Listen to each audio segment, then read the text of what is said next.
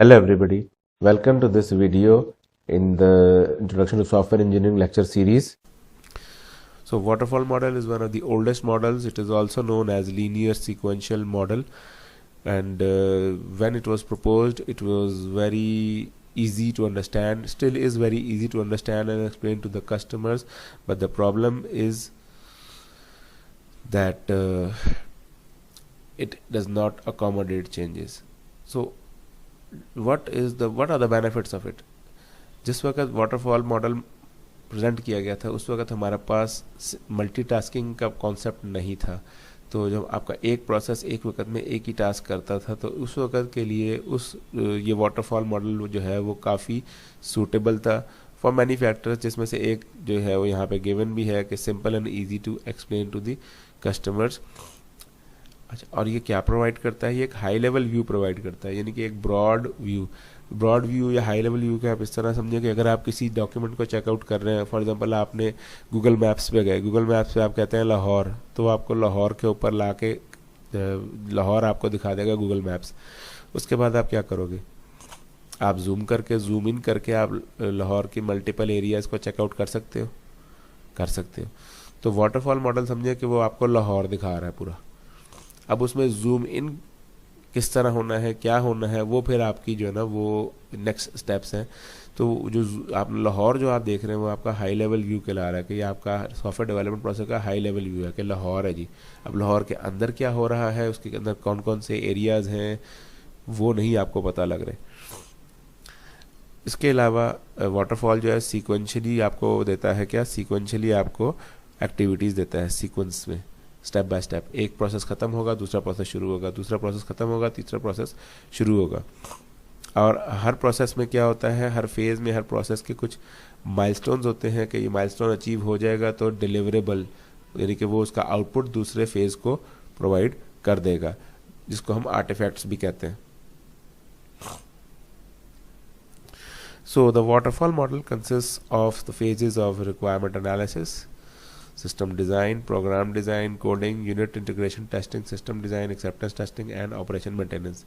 Requirement analysis आपका first stage होता है जिसमें आपने कस्टमर के साथ बैठ के जो है ना वो रिक्वायरमेंट गैदरिंग करनी है कि कोई चीज़ मिस ना हो जाए, तमाम चीज़ें इनपुट हो जाएं। क्योंकि अगर ये फेज़ आपका सही नहीं होगा तो फिर आपके पास यानी कि आपने यूज़र की रिक्वायरमेंट ही नहीं समझी तो आगे के सारे प्रोसेसेस जो हैं वो आपके फिर सही नहीं बनेंगे। फिर जब आपने यूज़र से रिक्वायरमेंट इनपुट ले ली तो आप सिस्टम का डिज़ाइन बनाएंगे। सिस्टम का डिज़ाइन का मतलब है ओवरऑल आर्किटेक्चर की बात हो रही है यहाँ पे कि आपने कितने पार्ट्स में उसको ब्रेकअप करना है, कितने उसके ऐसे कंपोनेंट्स हैं जिसमें पैरेलल कंप्यूटिंग हो सकती है, पैरेलल डिज़ाइनिंग हो सकती है या पैरेलल काम हो सकता है। जब पूरे सिस्टम का डिज़ाइन या आर्किटेक्चर डेवलप हो जाएगा उसके बाद फिर आपने प्रोग्राम डिज़ाइन की बात करनी है। प्रोग्राम डिज़ाइन का मतलब है कि कौन से एल्गोरिदम्स फॉलो होने चाहिए आपके कौन कौन से टास्क को अचीव करने के लिए।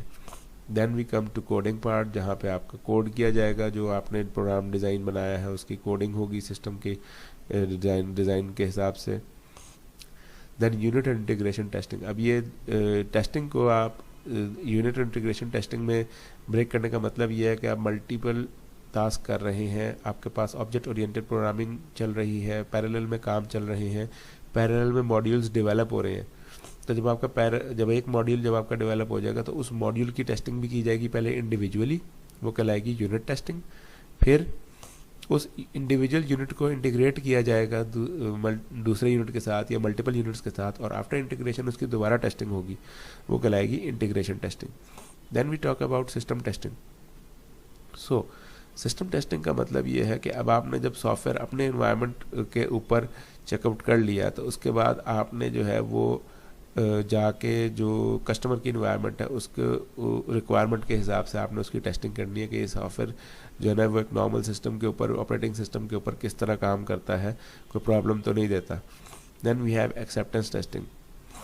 एक्सेप्टेंस टेस्टिंग का मतलब कि आप कस्टमर को इसको दिखाओगे, चलता हुआ दिखाओगे, कस्टमर उसको जो है वो अपने चेक करेगा, अपनी रिक्वायरमेंट के हिसाब से उसमें इनपुट देगा, उसको चेक करेगा, और अगर कस्टमर उसको ओके करेगा then he will buy the product, वरना आपका सारी मेहनत बेकार हो जाती है।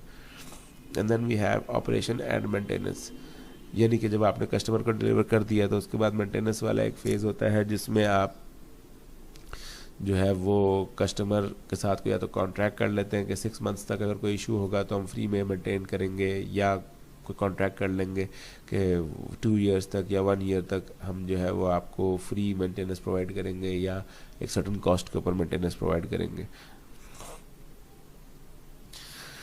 सो वाटरफॉल मॉडल का हमारे पास फ़ायदा क्या है? हमारे पास फ़ायदा वाटरफॉल मॉडल का ये है कि एक कंट्रोल्ड मॉडल है, जबकि अगर हम वैसे सॉफ्टवेयर डेवलपमेंट की बात करें तो एक अनकंट्रोल्ड डेवलपमेंट प्रोसेस है। इस अनकंट्रोल्ड डेवलपमेंट प्रोसेस को एक कंट्रोल, एक सीक्वेंस जो है ना वो देता है क्या? Waterfall model. और वाटरफॉल मॉडल के अंदर कोई आइटरेशंस नहीं है, कोई लूप नहीं है। Which means what? Which means कि अगर वाटरफॉल मॉडल किसी जगह पे स्टक हो जाए या ख़राब हो जाए तो आपको क्या करना पड़ेगा? You have to restart the process. Restart is different than a loop. Loop is different. Loop में कोई आइटरेशन होती है, कोई इम्प्रूवमेंट होती है, किसी एक जगह पे आप स्टॉप करके वहीं से कंटिन्यू करते हैं, जबकि वाटरफॉल में रीस्टार्ट का मतलब है start from zero. Start from zero. तो ये ही आपके ड्रॉबैक्स हैं कुछ वाटरफॉल के, कि it provides no guidance how to handle the changes of the products and activities during development. यानी कि एक दफ़ा प्रोसेस स्टार्ट हो गया तो आखिर में ही निकलेगा।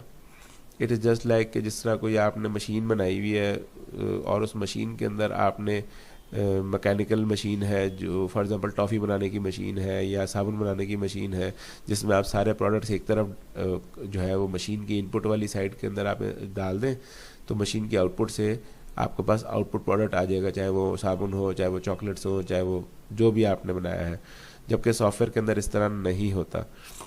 सॉफ्टवेयर के अंदर इस तरह नहीं होता। क्यों सॉफ्टवेयर में नहीं होता? क्योंकि software is not like a machine कि इनपुट दे दिया तो आउटपुट आ जाएगा। उसकी डेवलपमेंट चेंज हो सकती है, उसकी कोई हार्ड फॉर्म नहीं है। सो नो आइटरेटिव एक्टिविटीज़, जिसका हमने अभी जिक्र किया कि वाटरफॉल में रिपीटिशंस नहीं होती, रीस्टार्ट होता है। Long wait before a final product. अब ये जब तक आपके पास एक फाइनल प्रोडक्ट की शेप नहीं आती, बीच में किसी भी जगह पे आप कस्टमर से इंटरेक्शन के जिक्र नहीं कर सकते, तो कस्टमर को इंतजार करना पड़ता है अपने फाइनल प्रोडक्ट से देखने के लिए। यानी कि अगर वो पैसे दे रहा है तो उसको बीच में कुछ नहीं पता कि प्रोडक्ट क्या बन रहा है। और अगर 2 महीने बाद या 4 महीने बाद आपका प्रोडक्ट तैयार होता है तो हो सकता है कि कस्टमर की रिक्वायरमेंट चेंज हो गई हो, या ये भी हो सकता है कि कस्टमर ने जो चीज़ रिक्वायरमेंट दी हो उसके हिसाब से वो ना चीज़ बनी हो, तो आपकी सारी एक्टिविटी, सारा प्रोसेस वेस्ट हो सकता है। और इसमें डॉक्यूमेंटेशन पे बहुत ज़्यादा फोकस है कि हर चीज़ को डॉक्यूमेंट करो, हर चीज़ को रिकॉर्ड करो। और लार्ज प्रोडक्ट्स के लिए इसलिए सूटेबल है क्योंकि लार्ज प्रोडक्ट्स जो है वो लॉन्ग टर्म प्रोजेक्ट्स होते हैं, तो उनकी अगर देर से बन भी जाए तो उन्हें लॉन्ग टर्म चलना होता है। लेकिन आजकल के एवर इवॉल्विंग और फास्ट जो दौर है हमारा, उसमें आपके लॉन्ग टर्म प्रोजेक्ट्स नहीं होते, आपको शॉर्ट टर्म गोल्स होते हैं। आपको हर महीने जो है वो आपको कोई ना कोई नया प्रोडक्ट मार्केट में आ रहा होता है, तो उससे कम्पीट करने के लिए आपको एक फास्ट एंड क्विक प्रोसेस चाहिए। So that's it for this lecture. Thank you very much.